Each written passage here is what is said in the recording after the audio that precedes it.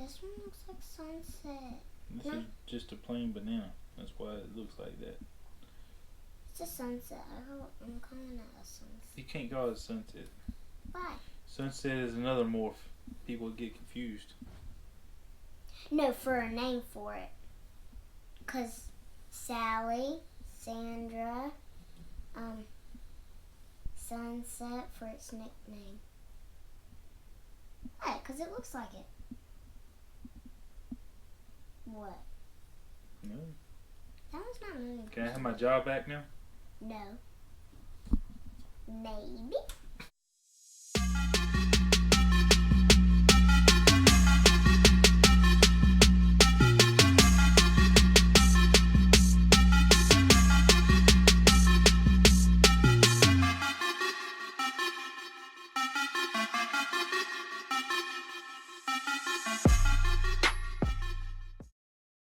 So we often get asked about what happens if you have a clutch that's ready to hatch, but you're going to be gone for a couple of days.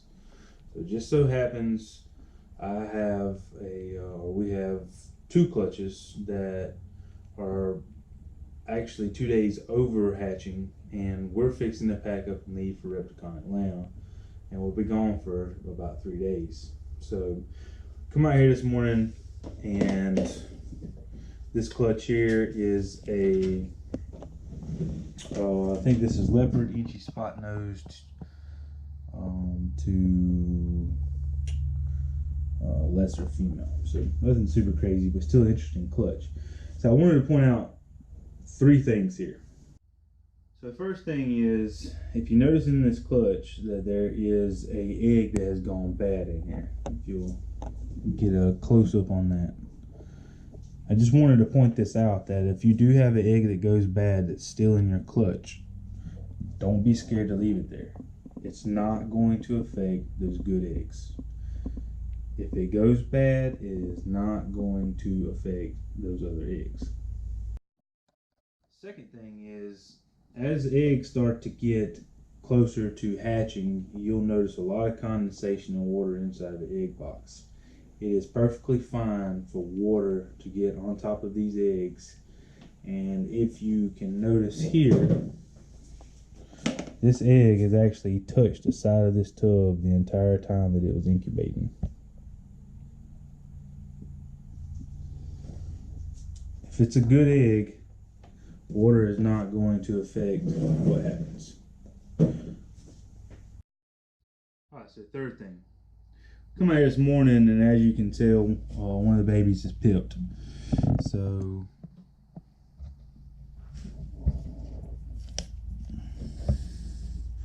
he's actually good to go. You can see where his egg tooth actually cut through the egg, and should be good to go. Now there is a lot of debate as to whether or not you should cut your eggs, or whatever. I try to at least let one pip before I cut any eggs. And honestly, if you have a problem with anybody cutting eggs, that's just a personal problem that you're going to have, because these are my eggs that come from my animals. And until somebody purchases an animal from me, I can pretty much do damn well what I want to with my eggs. And I know that sounds a little blunt, but honestly, I don't really care. These are my animals, and I choose to cut these eggs when I see one pip or when they're getting close, because I've had animals drown inside of the egg, and that's just not something that I want to deal with. So what I'm going to do is put a slight slit in each one of these eggs, and hopefully when we get back in town, they'll be in this egg box and be happy and healthy little babies. Alright, so you can actually separate these eggs now. It doesn't want to come apart from the bad egg.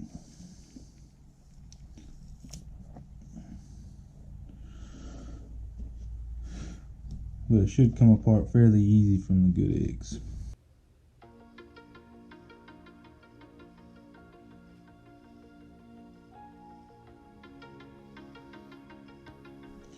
I can actually feel hard something in this. I tell you what, we'll actually cut this open on video just so people can see.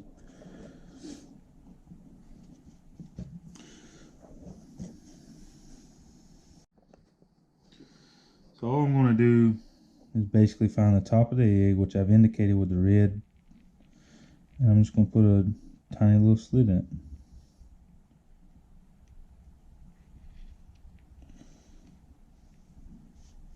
That pretty much ensures me that this animal is going to be able to get out of the egg.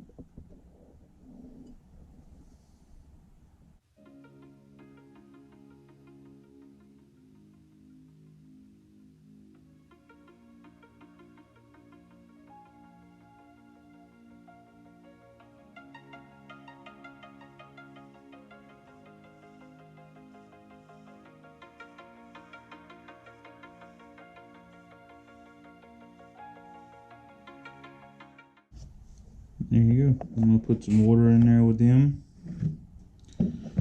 They're pretty much good to go.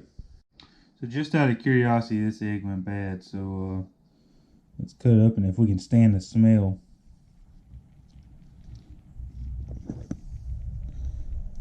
Let's see what happened.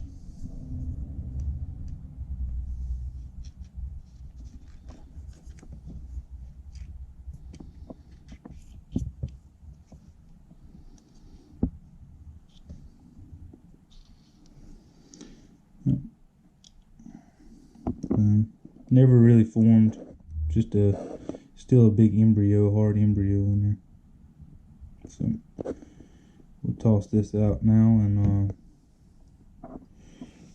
do the same thing to our second clutch.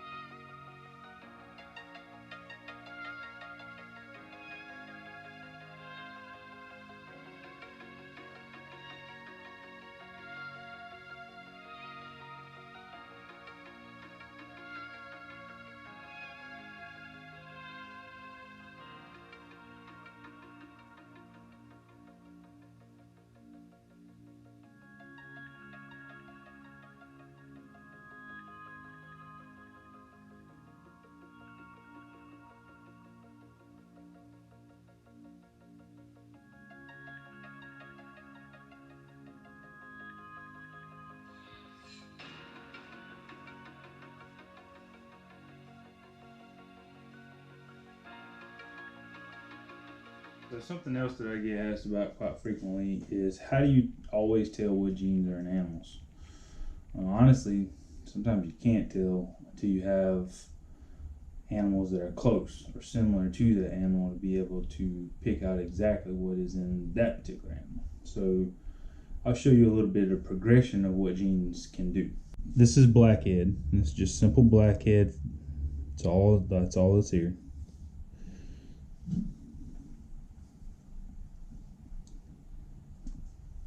So when you add the yellow belly to that, this is kind of what happens.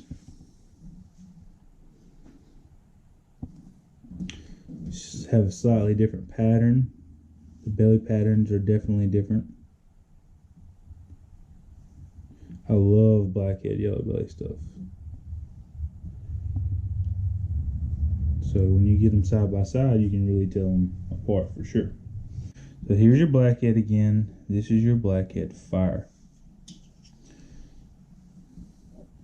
You can tell how much lighter the animal is, which is typical. Fire normally does that.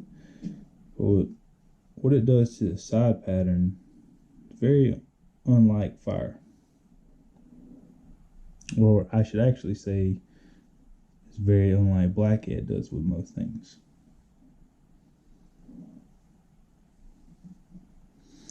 Alright, so what happens when you take blackhead, fire, and yellow belly? Look what happens then. Isn't that just spectacular?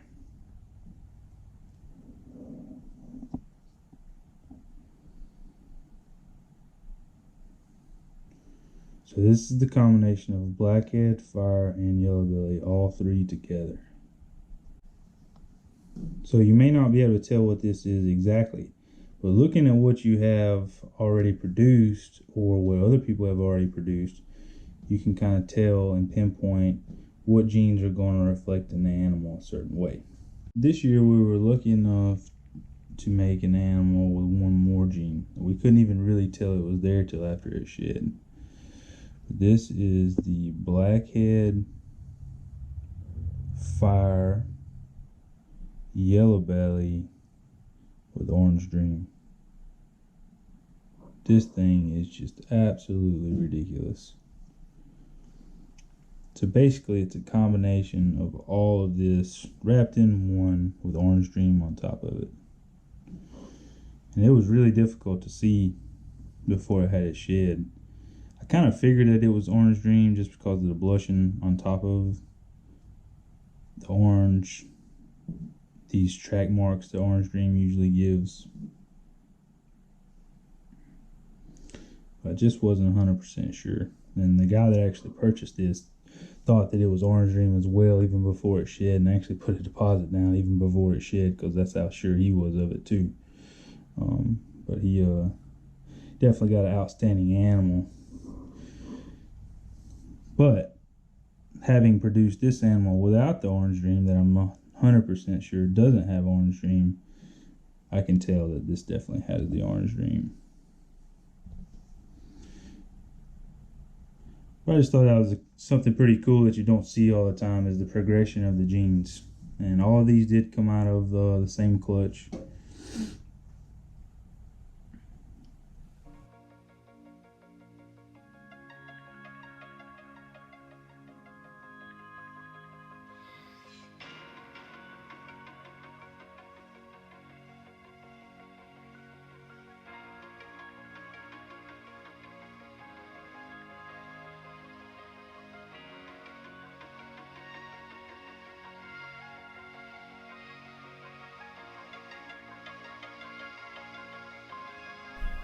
It's trying to run away.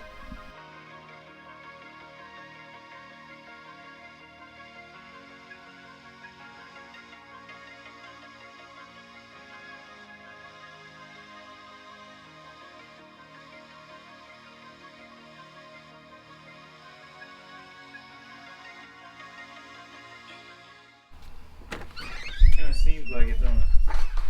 We need to call that one a striker. Or his nickname is Striker. Maybe. Are y'all about done? That's right. Y'all? Not at me. Not at me. Okay. Y'all? Yes. Y'all? You all? I guess y'all is about done. Maybe. Maybe. Is that our southern word for today? Y'all? I reckon. I reckon. That's our second southern word for today. Please. So these are some more that actually hatched out that we had put slits in. Apparently this guy is ready to eat. We'll try to feed him pre-shed. See if he will or not. But get a close up on that beautiful thing.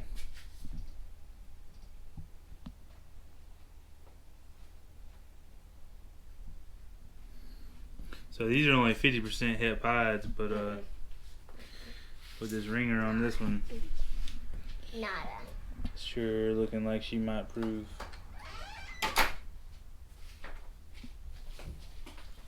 That's an outstanding combo, even though I'm not even quite sure what it is yet. Thanks for watching our daddy's channel.